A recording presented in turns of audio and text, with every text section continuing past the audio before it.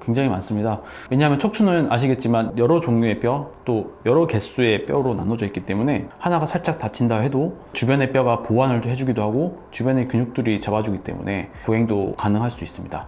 반대로 뭐 대퇴골이나 경골 이런 다리 쪽이 부러지면 뼈가 하나밖에 없기 때문에 지탱하는데 분산이 안 돼서 좀 보행이 어렵죠. 근데 허리는 가능한 상태가 됩니다.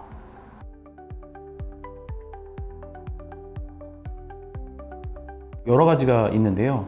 일단은 몸을 움직일 때, 자세를 변경할 때 통증이 발생한다. 아니면 특정 자세에서 통증이 발생한다. 또는 이제 복압이 올라가는 상황, 예를 들어 재채기를 한다거나 기침을 하거나 그럴 때 찌르는 듯한 통증이 발생한다. 이런 양상도 있을 수 있고요.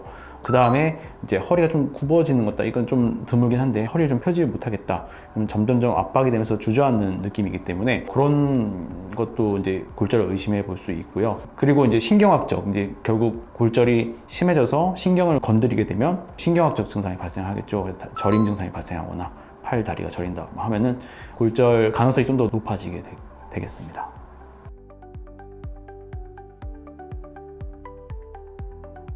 골다공증이 없는 뼈는 그냥 딱딱한 나뭇가지입니다. 힘이 강한 외력이 작용하면 부러질 수 있죠. 근데 골다공증이 있는 뼈는 수수깡이나 흔히 말하는 저희 과자 같은 상태의 뼈라고 보시면 되겠습니다. 조금만 힘이 작용해도 부러지겠죠. 그래서 그런 식의 이제 골다공증이 되면 잘 부러질 수 있는 환경이 되고, 다른 사람들은 뭐 타박상으로 끝날 약한 외력이 골절을 일으키는 강한 힘으로 발생할 수가 있습니다. 근데 척추 골절은 다른 골절과 다르게 주저앉게 됩니다. 나뭇가지가 똑 부러지는 게 아니라 다 마신 캔이 짜부러지듯이 그렇게 골절이 진행이 되기 때문에 초기에는 또 증상이 나타나지 않을 수 있지만 방금 말씀드렸던 그런 사인들이 좀 느껴지면 바로 오셔서 검사를 해보시는 게 도움이 될 것 같습니다. 그리고 골절이라고 무조건 수술하지는 않는데요. 척추 같은 경우는 뒤쪽에 후궁이라고 해서 뒤쪽에 기둥 같은 역할을 하는 뼈 부위가 있는데, 그럴 경우에는 심하게 주저앉거나 그러지 않고 앞만 주저앉게 되면서 앞으로 좀 굽게 되거든요. 그래서 통증이 심하지 않고 그렇게 심하게 안 다쳤는데 그냥 모르고 지나가신 분도 사실 계십니다. 그럼 통증이 발생하시면 간단하게 검사 한번 해보시는 걸 추천드리겠습니다.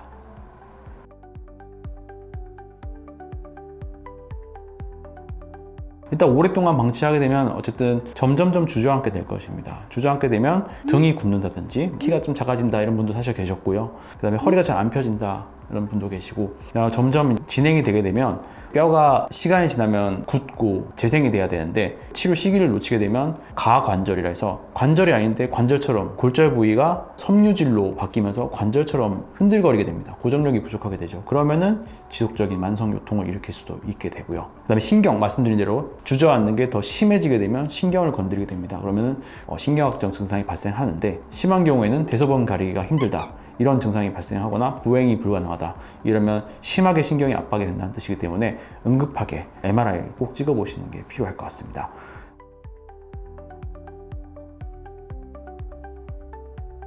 보통 이제 이런 진단에 대해서 치료는 일단 안전가려가 제일 중요합니다. 안전가려는 결국에는 움직이지 않아야겠죠. 그래서 누워 지내는 게 좀 필요하고, 급성계는 체중을 부하하지 않아서 더 짜부러지는 것을 막는 게 필요합니다.